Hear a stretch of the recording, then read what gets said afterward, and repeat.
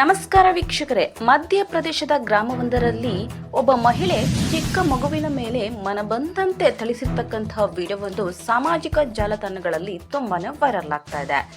ಥಳಿಸಿರ್ತಕ್ಕಂತಹ ಮಹಿಳೆಯ ಹೆಸರು ಪೂಜಾ ಎಂದು ತಿಳಿದು ಬಂದಿದ್ದು, ಈಕೆ ಮಗುವಿನ ಚಿಕ್ಕಮ್ಮ ಎಂಬುದು ಖಚಿತವಾಗಿದೆ. ನೋಡಿ ವೀಕ್ಷಕರೇ, ನೀವಿಲ್ಲಿ ನೋಡ್ತಿರಬಹುದು ವಿಡಿಯೋದಲ್ಲಿ ಯಾವ ರೀತಿಯಲ್ಲಿ ಆಕೆಯ ಮಗುವಿಗೆ ಥಳಿಸುತ್ತಾ ಇದ್ದಾರೆ ಎನ್ನುವುದನ್ನು ನೀವೇ ಕಣ್ಣಾರೆ ನೋಡಿ. ಈ ವಿಡಿಯೋ ಹೆಚ್ಚು ವೈರಲ್ ಆಗ್ತಾ ಇದ್ದಂತೆ ವಿವಿಧ ಬಗೆಯ ಕಾಮೆಂಟ್ಗಳು ಕೂಡ ಬರ್ತಾ ಇದೆ. ಈಕೆ ಏನು ಮನುಷ್ಯಳೋ ಅಥವಾ ರಾಕ್ಷಸರೋ ಎನ್ನುವ ರೀತಿಯಲ್ಲಿ ಕೂಡ ವೀಕ್ಷಕರು ವಿವಿಧ ಬಗೆಯ ಕಾಮೆಂಟ್ಗಳನ್ನ ಕೂಡ ಮಾಡ್ತಾ ಇದ್ದಾರೆ. ಹಾಗೆ ಮಗುವಿನ ತಾತ ಹೋಗಿ ಪೊಲೀಸ್ ಠಾಣೆಯಲ್ಲಿ ಈ ಬಗ್ಗೆ ದೂರನ್ನ ದಾಖಲಿಸಿದ್ದು, ಪೊಲೀಸರು ಕೂಡ ಈ ಬಗ್ಗೆ ಕಠಿಣ ಕ್ರಮವನ್ನ ಕೈಗೊಳ್ಳುತ್ತಿದ್ದಾರೆ.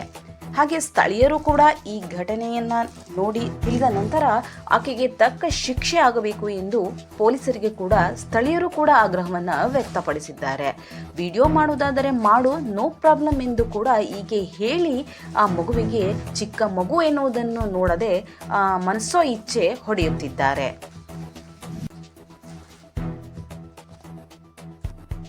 ನೋಡಿ ವೀಕ್ಷಕರೇ, ಇಂತಹ ಘಟನೆಗಳು ಪ್ರತಿನಿತ್ಯ ಕೂಡ ಸಾವಿರಾರು ನಡೀತಾನೆ ಇರುತ್ತೆ.